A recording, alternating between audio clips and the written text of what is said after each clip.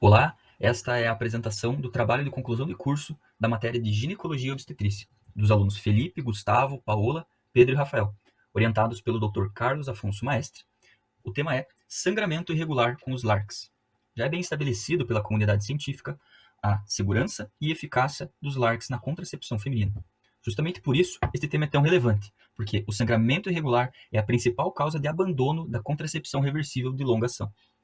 Justamente por isso, é dever do médico conhecer o mecanismo de atuação de cada método e indicá-los de acordo com o perfil de cada usuário.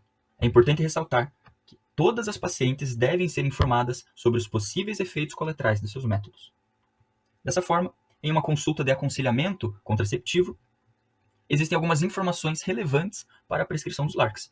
Inicialmente, afastar a possibilidade de gravidez, mas também avaliar a resposta a outros métodos anticoncepcionais, qual era o padrão de sangramento dessa paciente antes de um uso de anticoncepcional ou durante o uso de outro anticoncepcional, quais medicações essa paciente usa e se elas podem interagir com o método, investigar o histórico prévio dessa paciente, se ela já teve câncer de mama, por exemplo, tem alguma doença autoimune ou coagulopatia. Por fim, é importante investigar sintomas sugestivos de causas subjacentes, como, por exemplo, sangramento uterino normal, em que tais sintomas se confundem com os efeitos colaterais do LARC. Portanto, existe a possibilidade de comprometer o prognóstico da paciente caso seja prescrito nessa situação. Como dito anteriormente, existem diversos padrões de sangramentos, porém, é importante ressaltar para a paciente que a menor parte das usuárias terá algum tipo de sangramento desfavorável.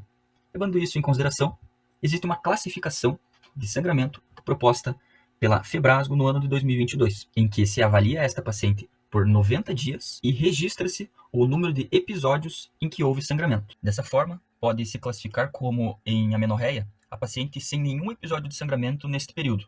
Sangramento infrequente, até 3 episódios. Frequência normal, de 3 a 5 episódios, sendo estes 3 o padrão favorável do sangramento, ou seja, considerado adequado para aquele método anticoncepcional. Agora, caso a paciente tenha mais de 5 episódios de sangramento ou sangre por 14 dias de maneira ininterrupta, são considerados padrões desfavoráveis, como o sangramento frequente ou prolongado. Levando em consideração o grau de incômodo que essas pacientes sentem com os sangramentos desfavoráveis, surgiram vários campos de pesquisa para responder a seguinte pergunta: existe alguma medicação que reduza esse sangramento? Diversos estudos foram feitos, neste caso, testando diferentes medicações após a inserção de DIU hormonal. Por exemplo, estradiol adesivo, tamoxifeno, comprimido oral, ácido tranexâmico, mas apenas 2 medicamentos apresentaram efetividade na redução de sangramentos: naproxeno, comprimido oral, e estradiol, comprimido oral. Se estiver gostando do conteúdo, inscreva-se no canal e deixe o like no vídeo. Com relação ao sangramento em usuários de DIU não hormonal, podem ser utilizados os anti-inflamatórios não esteroidais e os antifibrinolíticos, justamente porque essas duas classes de medicações impedem a progressão da cascata inflamatória, o que reduz a inflamação endometrial e o sangramento indesejado. Vários estudos foram realizados e diversas drogas testadas e aprovadas. Mas antes de passarmos para o próximo slide, vai ser importante ressaltar: a prescrição de anti-inflamatórios não esteroidais deve ser sempre feita com a menor dose eficaz durante o menor tempo possível. A exemplo do ibuprofeno, pode ser usado profilaxia após a colocação do DIU de cobre, 400 mg 3 vezes ao dia durante 10 dias. E para as pacientes que já apresentam sangramento após a inserção do DIU de cobre, pode ser prescrito diclofenaco, 25 a 50 mg 3 vezes ao dia durante 5 dias, na tentativa de interromper esse sangramento indesejado.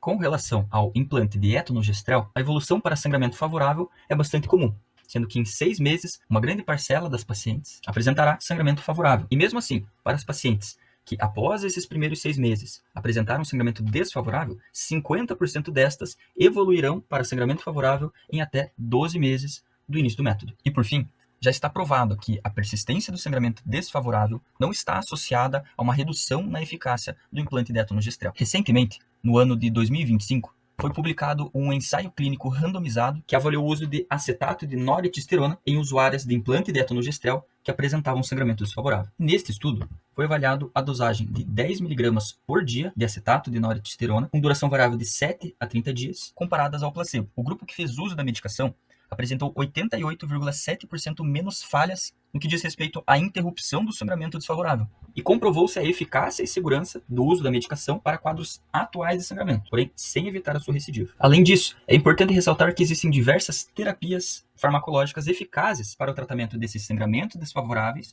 em usuárias de implante de etonogestrel, como, por exemplo, o uso do anticoncepcional oral combinado, anti-inflamatórios não esteroidais, tamoxifeno e doxiciclina. E para finalizar, podemos concluir que os LARCs são sim métodos seguros e altamente eficazes, mas não são livres de efeitos colaterais, que devem ser sempre informados para os pacientes, especialmente para preparar a paciente para esses possíveis efeitos colaterais, com o objetivo de diminuir a desistência do método escolhido. Além de que a oferta adequada dessas informações e a decisão compartilhada é um direito de todos os pacientes. Estas foram as referências utilizadas para o embasamento da apresentação, seguidas por fotos do grupo durante o estágio de ginecologia e obstetrícia.